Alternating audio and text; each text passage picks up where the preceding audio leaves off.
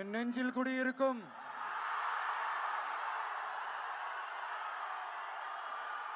எனது அன்பான இஸ்லாமிய பெருமக்கள் உங்கள் அனைவருக்கும் என்னுடைய வணக்கம். மாமனிதர் நபிகள் நாயகம் அவர்களுடைய வாழ்க்கையை பின்பற்றி மனித நேயத்துக்கும் சகோதரத்துவத்தையும் ஃபாலோ பண்ணி இங்க இருக்கிற அனைத்து இஸ்லாமிய சொந்தங்களுக்கும் என்னுடைய இந்த அன்பான அழைப்பை ஏத்துக்கிட்டு நீங்க எல்லாரும் வந்து கலந்துகிட்டதுக்கு மிக்க மிக்க மகிழ்ச்சி.